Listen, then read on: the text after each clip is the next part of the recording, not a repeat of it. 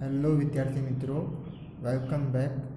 આજે આપણે વાત કરીશું નિયમિત વર્તુળાકાર ગતિ. પરંતુ આ સમજતા પહેલાં આપણે થોડું આગળનો એક મુદ્દો જોઈ લઈએ. જેમ કે કોઈ પદાર્થ હોય, એ પદાર્થના અંદર એના વેગમાં જો ફેરફાર થતો હોય, શું વેગમાં ફેરફાર થાય તો પછી આપણે એમ કહીએ, વેગમાં ફેરફાર ક્યારે થતો હોય? જ્યારે પદાર્થ ગતિ કરતો હોય એ દરમિયાન. તો જ્યારે પદાર્થ ગતિ કરતો હોય એ વખતે વેગમાં પણ ફેરફાર જોવા મળતો હોય છે. તો એ વખતે જો પદાર્થની ગતિને બીજું કહેવું હોય તો એ કેવી ગતિ કરી રહ્યો હોય છે? તો એક પ્રવેગિત ગતિ કરતો હોય એમ પણ આપણે કહી શકીએ છીએ કે જ્યારે પણ પદાર્થના વેગમાં ફેરફાર થતો હોય એ દરમિયાન એની ગતિ કઈ કહી શકાય? તો પદાર્થ પ્રવેગિત ગતિ કરી રહ્યો છે એમ કહી શકીએ છીએ. હવે એની સાથે સાથે આપણે એ પણ જોયું હતું કે ભાઈ પ્રવેગ કોને કહેવામાં આવે? તો જે એકમ સમયમાં વેગમાં થતા ફેરફારને શું કહેવામાં આવતું હતું? તો એને જ પ્રવેગ કહેવામાં આવતો હતો, બરાબર. એટલે કે પદાર્થ જ્યારે ગતિ કરતો હોય એ વખતે જો એના વેગમાં ફેરફાર થઈ રહ્યો છે તો એનો પ્રવેગનું મૂલ્ય કંઈક ને કંઈક આપણને મળશે, બરાબર. તો પછી આપણે એમ કહી શકીએ છીએ કે એ દરમિયાન જે પદાર્થની ગતિ થઈ રહી છે, કેવી ગતિ થઈ રહી છે? પ્રવેગિત ગતિ થઈ રહી છે. હવે બીજું વાત કરીએ કે આ જે વેગમાં ફેરફાર, જ્યારે પદાર્થ ગતિ કરતો હોય ત્યારે વેગમાં જે ફેરફાર થતો હોય એ કોના ઉપર આધાર રાખતો હતો? તો એ ત્રણ વાતો ઉપર આધાર રાખતો હતો.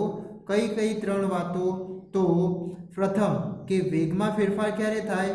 તો વેગનું મૂલ્ય બદલાય. શું? વેગનું મૂલ્ય બદલાય તો એ વેગમાં શું થતો જોવા મળશે? એમાં ફેરફાર જોવા મળશે, બરાબર. જેમ કે કોઈ પદાર્થ ગતિ કરી રહ્યું છે અને વેગના મૂલ્યમાં વધારો થઈ રહ્યો હોય, જેમ કે 2 મીટર પ્રતિ સેકન્ડની 4 મીટર પ્રતિ સેકન્ડ થાય, 4 મીટર પ્રતિ સેકન્ડની 6 મીટર પ્રતિ સેકન્ડ થાય. તો એમ એ જે હું 4, 2, 6 જે બોલ્યો એ શું કહેવામાં આવે છે? એનું મૂલ્ય, બરાબર. તો જ્યારે પણ વેગનું મૂલ્ય બદલાય ત્યારે પદાર્થના વેગમાં ફેરફાર જોવા મળશે. એની સાથે સાથે આ વેગ એ દિશા પણ બતાવે છે. એટલે જ્યારે પણ વેગની દિશા બદલાશે પદાર્થની, તો એ દિશા બદલાય તો પણ આપણે કહી શકીએ છીએ કે વેગમાં ફેરફાર જોવા મળે છે, બરાબર. અથવા તો આ બંને બદલાતા હશે તો પણ આપણે કહી શકીએ છીએ કે પદાર્થના વેગમાં શું થઈ રહ્યો છે? ફેરફાર થઈ રહ્યો છે, બરાબર. હવે તમે કોઈ એવું ઉદાહરણ જોયું છે કે જેમાં પદાર્થના વેગનું મૂલ્ય અચળ રહેતું હોય? શું? પદાર્થના વેગનું મૂલ્ય અચળ રહે, બરાબર, પરંતુ વેગની દિશા બદલાતી હોય. શું બદલાતું હોય? વેગની દિશા બદલાતી હોય. તો એવી કોઈ ઉદાહરણની આપણે વાત કરીએ તો એ ઉદાહરણ કયું બની શકે? કયા ઉદાહરણ માટે આપણે વાત કરવાની છે? તો પદાર્થના વેગનું મૂલ્ય અચળ જળવાતું હોય, ઓકે, પરંતુ એની વેગની દિશા શું થતી હોય? બદલાતી હોય. તો એવું ઉદાહરણ આપણે લેવું હોય તો કેવું લઈ શકીએ? તો એક કોઈ બંધ ગાળા માટે કોઈ પદાર્થ ગતિ કરતો હોય તો એ ઉદાહરણ આપણે લઈ શકીએ છીએ. બંધ ગાળામાં કોઈ પદાર્થ ગતિ કરતો હોય તો એ માટે ઉદાહરણ લઈ શકીએ. હવે આવું કઈ ઉદાહરણ લેવાય? તો જેમ કે માન લો કે કોઈ પદાર્થ છે એ કોઈ લંબચોરસ ગતિપથ ઉપર, શું? કોઈ એક લંબચોરસ ગતિપથ ઉપર પદાર્થ ગતિ કરતો હોય, એટલે આ લંબચોરસ એક શું થઈ ગયો? બંધ ગાળો થઈ ગયો, બરાબર. ચલો એના ખૂણાઓના નામ પણ દર્શાવી દઈએ, ABCD, ઓકે.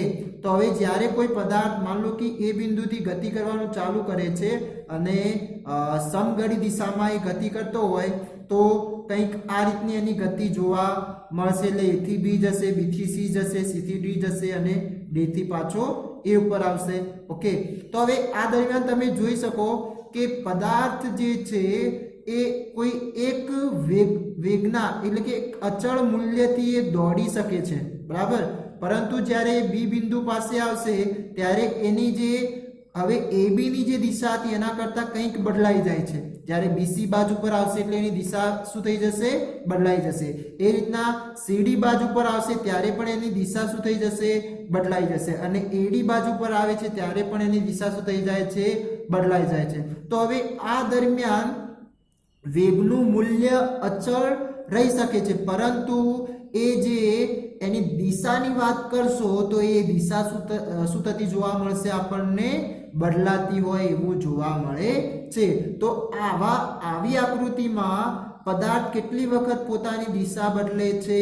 તો 4 વખત દિશા બદલે છે. કેમ? કારણ કે એની બાજુઓ કેટલી છે? તો 4 બાજુઓ હોવાના કારણે કે જે બાજુ પર જશે એ બાજુ પરથી એની દિશા શું થઈ જશે? બદલાઈ જશે. ઓકે, તો આ તો વાત હતી 4 ખૂણાઓ માટે અથવા તો 4 બાજુઓ માટે. એ રીતના કોઈ 6 બાજુઓ એટલે કે ષષ્ઠકોણ આપણે વિચારીએ. શું? ષષ્ઠકોણ. તો ષષ્ઠકોણ આપણે વિચારીએ તો ષષ્ઠકોણ માટે પદાર્થ કોઈ ગતિ કરતો હોય એ દરમિયાન એની કેટલી વખત એની બાજુઓ બદલાશે? તો કેટલી વખત એની બાજુઓ બદલાશે? તો ચલો આપણે અહીંયા એના નામ આપીએ તો A, B, C, D, E અને F. તો તમે માનો કે કોઈ પદાર્થ એ બિંદુથી ચાલુ કરે છે તો A થી B જશે, B થી C, C થી D, D થી E, E થી F અને F થી A. તો કેટલી વખત એની દિશા બદલાય છે? તો એ તમે જોઈ શકો કે 6 વખત એની દિશા બદલાય છે. કેટલી વખત? 6 વખત. ઓકે, તો હવે એની સાથે ચલો એક બીજું પણ ઉદાહરણ લઈ લઈએ. આ વાત હતી ષષ્ઠકોણ માટે. તો એ રીતના હવે અષ્ટકોણ માટે આપણે વિચારીએ તો શું બની શકે? તો અષ્ટકોણ માટે કંઈક આ રીતનું અષ્ટકોણના કેટલા ખૂણા હોય? તો એના કંઈક 8 ખૂણાઓ તમને જોવા મળશે.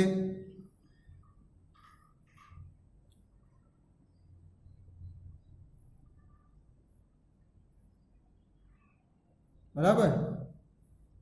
અથવા તો ચલો બીજી વ્યવસ્થિત આકૃતિ દોરીએ.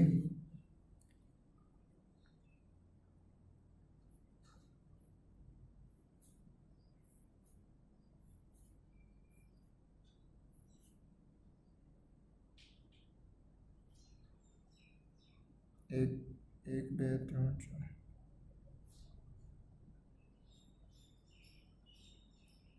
A, B, C, D, E, F, G અને H.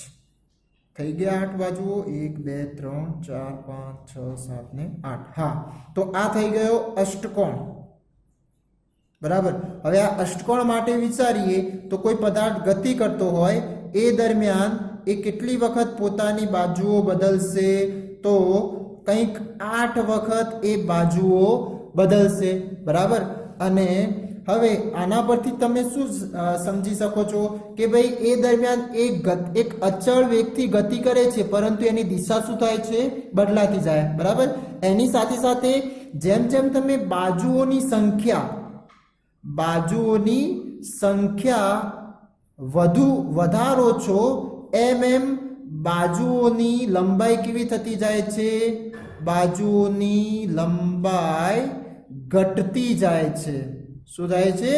ઘટતી જાય છે. તમે જોઈ શકો લંબચોરસમાં બાજુની લંબાઈ જુઓ. બરાબર. અને હવે ષષ્ઠકોણમાં એની બાજુની લંબાઈ જુઓ તો નાની થઈ ગઈ. એ રીતના અષ્ટકોણમાં જુઓ તો એનાથી પણ નાની. એટલે જેમ જેમ આપણે બાજુઓની લંબાઈ વધારતા જઈશું એમ એની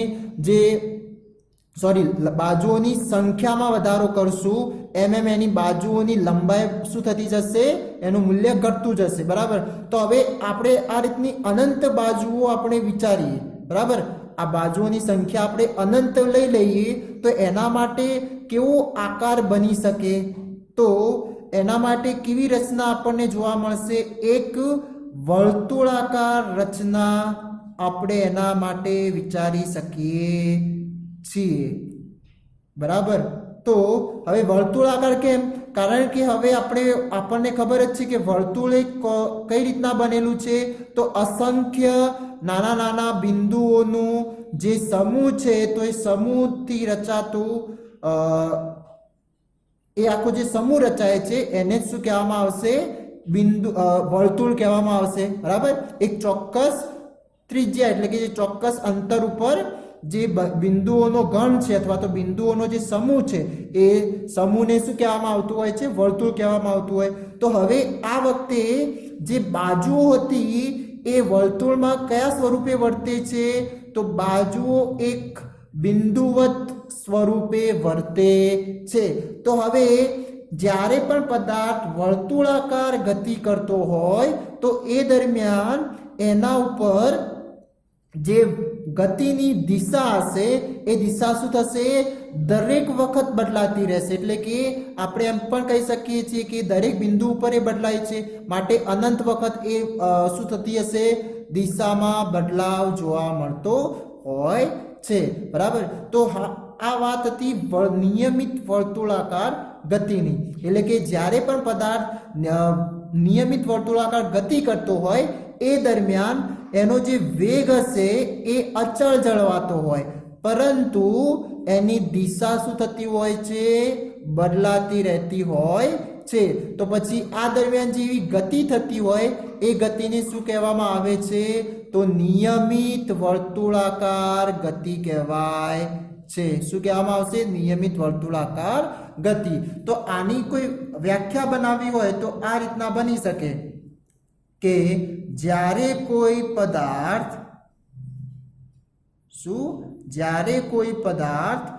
વર્તુળાકાર પથ પર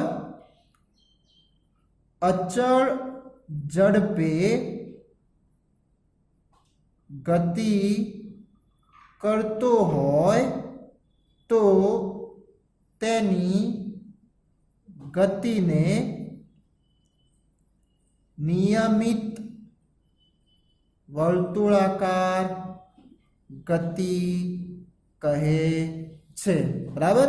એટલે એના માટે શું હોવું જોઈએ? તો એની જે ઝડપ હશે વર્તુળાકાર પથ પર અચળ ઝડપે, શું? અચળ ઝડપે, અથવા તો એનો વેગ જે હશે કેવો હશે? અચળ હશે. તો એ દરમિયાન જે પદાર્થની ગતિ થતી હશે એ કેવી ગતિ થતી હશે? નિયમિત વર્તુળાકાર ગતિ થતી હોય એવું જોવા મળશે, બરાબર. કારણ કે એ વખતે એની ઝડપ અચળ. હવે એના સાથે સાથે એની દિશાની વાત કરીએ. હવે આને વેગ સ્વરૂપે તમે દર્શાવો તો એનો વેગનું મૂલ્ય તો અચળ રહેશે, પરંતુ દિશાનું મૂલ્ય શું થાય છે? બદલાતું જાય. તો પછી આપણે એમ પણ કહી શકીએ કે દિશાનું મૂલ્ય બદલાય તો એના માટે એના વેગમાં પણ ફેરફાર થાય છે, એમ પણ કહી શકાય ને. એનો વેગ બદલાય છે એમ પણ બોલી શકીએ. તો હવે વેગ બદલાતો હોય તો એ પદાર્થની ગતિને શું કહી શકાય? પ્રવેગિત ગતિ પણ કહી શકાય છે. તો આવી જે વર્તુળાકાર ગતિ થતી હોય એને બીજું કેવું હોય તો પ્રવેગિત ગતિ કરી રહ્યો છે એમ પણ આપણે કહી શકીએ છીએ. તો તમારે ટૂંકમાં પૂછાય કે વર્તુળાકાર ગતિને પ્રવેગિત ગતિ કહી શકાય અથવા તો ખાલી જગ્યા ગતિ પણ કહી શકાય છે. તો કઈ ગતિ આવશે? પ્રવેગિત ગતિ આવશે. કઈ વર્તુળાકાર? તો નિયમિત વર્તુળાકાર ગતિ. એટલે નિયમિતમાં એની ઝડપ અથવા જે વેગનું મૂલ્ય હશે કેવું રહેતું હશે? તો અચળ જળવાતું રહેતું હોય છે. ઓકે, તો ચલો હવે આના સૂત્રની વાત કરીએ કે ભાઈ પદાર્થ કંઈક અચળ ઝડપે ગતિ કરી રહ્યો છે તો એ ઝડપ શોધવી હોય અથવા તો એ વેગનું મૂલ્ય શોધવું હોય તો તમે કઈ રીતના શોધી શકો?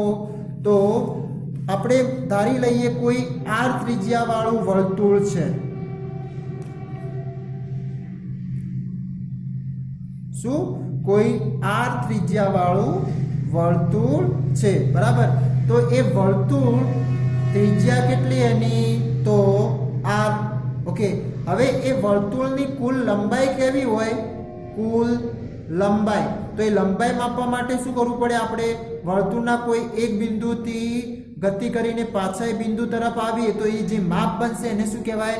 કુલ લંબાઈ, બરાબર. તો હવે કુલ લંબાઈને આપણે કયા સ્વરૂપે ઓળખીએ છીએ? તો વર્તુળના પરિઘ સ્વરૂપે ઓળખીએ છીએ, બરાબર. અને વર્તુળના પરિઘનું સૂત્ર શું આવશે અથવા તો પરિઘ કેવો હોય તો કેટલો આવે તો 2πr, જે તમે આગળ ભણી ચૂક્યા છો ગણિતમાં, બરાબર. તો હવે આના પરથી મારે ઝડપ શોધવી હોય તો ઝડપ બરાબર શું થાય છે તો અંતર ભાગ્યા સમય. ઓકે, અને અંતરની વાત કરીએ અહીંયા વર્તુળ માટે તો કેટલું અંતર બની જશે તો વર્તુળનો પરિઘ બની જશે, અને એના માટે એ પરિઘનો અંતર કાપવા માટે અથવા તો એ પરિઘ કાપવા માટે એને કેટલો સમય લીધો એ એના છેદમાં આવશે. તો આના પરથી હવે આનું સૂત્ર બનાવવું હોય તો શું બની શકે તો માન લો કે કોઈ આ વર્તુળનો પરિઘ નું અંતર કાપવા માટે t સમય લે છે. કેટલો સમય t સમય. તો આના પરથી શું બનશે v બરાબર વર્તુળના પરિઘ માટે v બરાબર પરિઘ કેટલો 2πr ભાગ્યા t. તો આ શું બની જશે એનું વર્તુળ પર જ્યારે કોઈ પદાર્થ ગતિ કરતો હોય એ દરમિયાન એની ઝડપ અથવા તો વેગ શોધવા માટેનું સૂત્ર કયું થશે v બરાબર 2πr ભાગ્યા t. ઓકે, હવે આની સાથે સાથે તમે આનો SI એકમ કે તો SI એકમ શું આવી જશે તો ઝડપ અથવા વેગનો SI એકમ શું બનતો હોય છે મીટર પ્રતિ સેકન્ડ બનતો હોય છે. તો હવે તમને એમ કે ભાઈ આવી નિયમિત ગતિ કરતા પદાર્થના વર્તુળાકાર ગતિ કરતા પદાર્થના બીજા ઉદાહરણ આપો. તો કયા કયા બની શકે તો જે ચંદ્ર છે, ચંદ્રની પૃથ્વીની આસપાસની જે ગતિ છે એને શું કહેવાય તો ચંદ્રનું પરિક્રમણ. શું કહેવાશે ચંદ્રનું પરિક્રમણ, બરાબર. એ રીતના પૃથ્વીનું પરિક્રમણ કોની આજુબાજુ તો એ થશે સૂર્યની આજુબાજુ, બરાબર. એની સાથે સાથે ચંદ્ર અને પૃથ્વીનું ધરીભ્રમણ પણ આપણે કહી શકીએ છીએ. કેમ? કારણ કે એક ચોક્કસ એ શું કરે છે એક ચોક્કસ ઝડપથી પોતાની ધરી પર શું કરે છે ગોળ ગોળ ભમ્યા કરે છે, બરાબર, ભમરડાની જેમ. તો એના કારણે આપણે શું જોવા મળે છે દિવસ રાત જોઈ શકીએ છીએ. ઓકે, તો એ એક ચોક્કસ સમય માટે જ છે. તો એનો મતલબ શું હશે એ ચોક્કસ ઝડપથી ગતિ કરી રહ્યું છે, અને એના સાથે સાથે એની દિશા શું થતી હોય છે બદલાતી જતી હોય છે દરેક સમયે. માટે એનું ધરીભ્રમણ પણ આપણે એનું ઉદાહરણ લઈ શકીએ છીએ. તો ચંદ્રનું અને પૃથ્વીનું જે ધરીભ્રમણ છે એ પણ આવી શકે છે, બરાબર. એ રીતના ઉપગ્રહો જે આપણા કૃત્રિમ ઉપગ્રહો છે, કુદરતી ઉપગ્રહ કહેવાય તો પૃથ્વીનો કુદરતી ઉપગ્રહ કયો થશે ચંદ્ર થશે. પરંતુ જે કૃત્રિમ ઉપગ્રહો છે તો કૃત્રિમ ઉપગ્રહો પણ માનવ દ્વારા છોડવામાં આવ્યા છે. તો એમનું પણ પરિક્રમણ આપણે કઈ ગતિ કરી રહ્યા છે તો નિયમિત વર્તુળાકાર ગતિ, બરાબર. અને કોઈ એથ્લેટ કોઈ એથ્લેટની વર્તુળાકાર પથ પરની ગતિ તો એ પણ શું આવશે નિયમિત વર્તુળાકાર ગતિનું ઉદાહરણ આવશે, બરાબર. તો તમે આ ઉદાહરણ જોઈ શકો છો કયા કયા ઉદાહરણ એમાં લખી શકાય. ઓકે, તો ચંદ્રનું પરિક્રમણ અથવા પૃથ્વીનું પરિક્રમણ, ચંદ્ર અને પૃથ્વીનું ધરીભ્રમણ, કૃત્રિમ ઉપગ્રહોનું જે પૃથ્વીની આજુબાજુ પરિક્રમણ છે એ લખી શકીએ. પછી જે એથ્લેટ એટલે કે જે દોડવીર હોય એ દોડવીરની વર્તુળાકાર ગતિ પથ પર એનું ગતિ થતી હોય તો એ દરમિયાન એની ગતિ કેવી હશે નિયમિત આપણે લઈ શકીએ છીએ. ઓકે, એની સાથે સાથે ઘડિયાળના કાંટાઓની ગતિ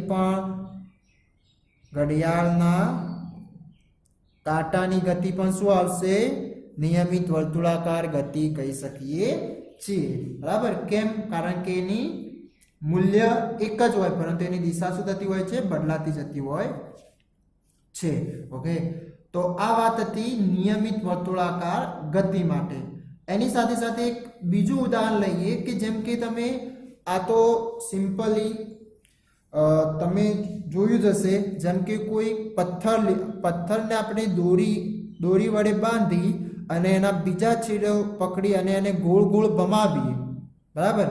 તો આપણે કોઈ એક ઝડપથી કોઈ એક સ્પીડથી ભમાવીશું તો એ શું કરશે એને જેટલી દોરીની લંબાઈ છે એ દોરીની લંબાઈ સુધી એ આપણી ઉપર આમ ગતિ કરતો જોવા મળશે, બરાબર, એટલે કે કંઈક આ રીતના એ ગતિ કરતો, એટલે એનો માર્ગ જે બનશે કેવો બનશે, વર્તુળાકાર માર્ગ બનશે. બરાબર, અને માન લો કે તમે કોઈ આ એનું જે તમે પકડીને જે રાખ્યું છે એ કોઈ એનું શું બની જશે, કેન્દ્ર બની જશે, અને આ એક શું બની જશે, એની જે દોરીની જે લંબાઈ હોય એ બની જશે એની ત્રિજ્યા. એના કારણે એક વર્તુળાકાર પથ ઉપર ગતિ કરતો હોય છે. ઓકે, તો હવે જ્યારે આ વર્તુળાકાર પથ ઉપર તમે આવા પથ્થરને ગતિ કરાવો છો એ દરમિયાન માન લો કે હવે તમે પથ્થરને છોડી દો છો, એની દોરી જે પકડેલી હતી તમારા હાથમાં એને છોડી દો છો, તો એ દરમિયાન એ પથ્થરની ગતિની દિશા કઈ બનશે, અથવા તો એ પથ્થર કઈ દિશામાં મુક્ત કરતા એ ગતિ કરવાનું ચાલુ કરે છે? તો એનો જવાબ શું આવશે? તો એની જે તે બિંદુની સ્પર્શકની દિશામાં પથ્થર ગતિ કરશે. બરાબર, તો હવે આ સ્પર્શકની દિશા એટલે આ તમારા માટે નવો શબ્દ છે. હવે આ સ્પર્શક એટલે શું એ સમજીએ. તો સ્પર્શક એટલે કે, ચલો ફરીથી આપણે એક વર્તુળ દોરી દઈએ.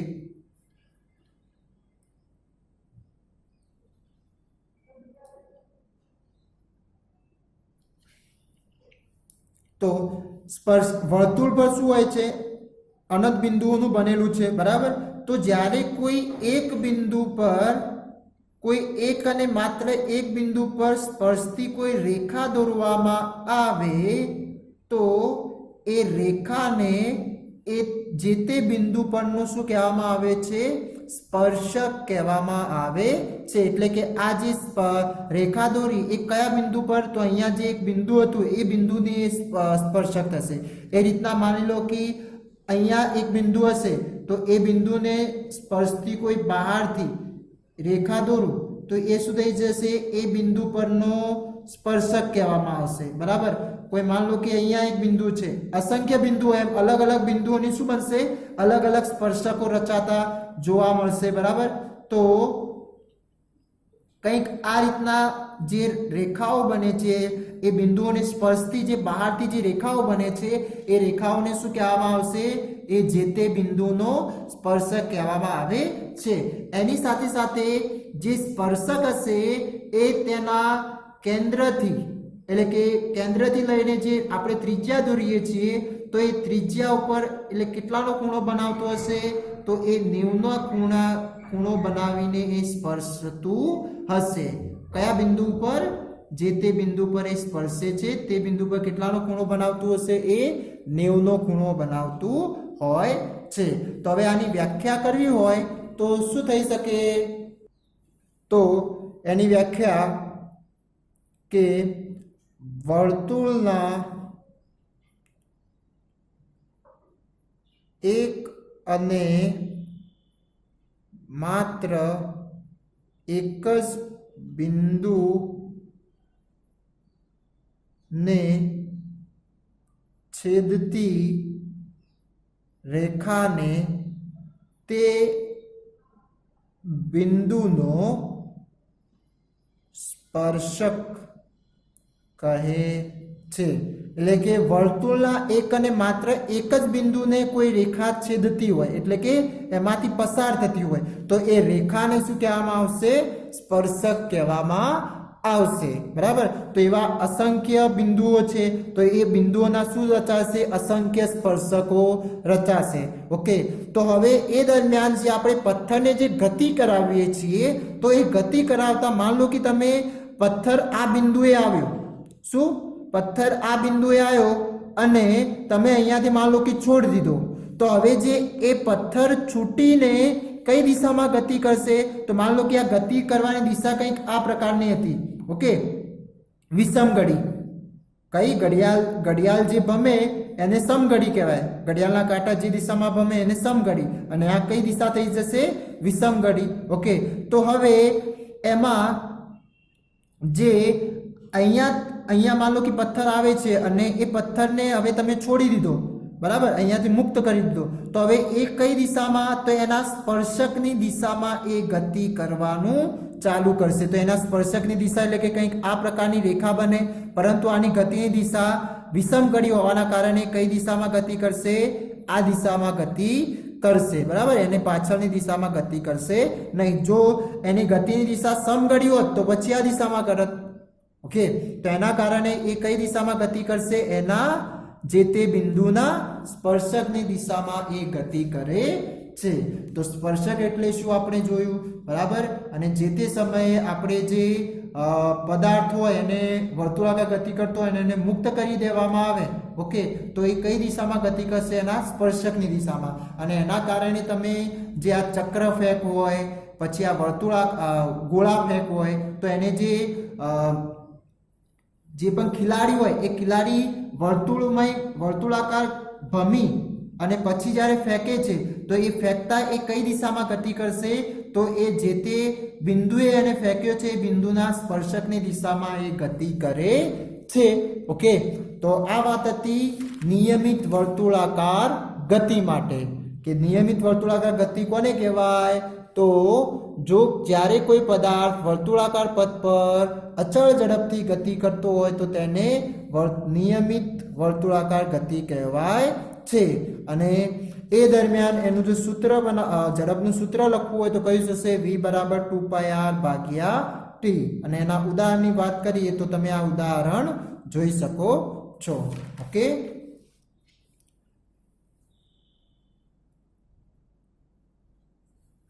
Thank you.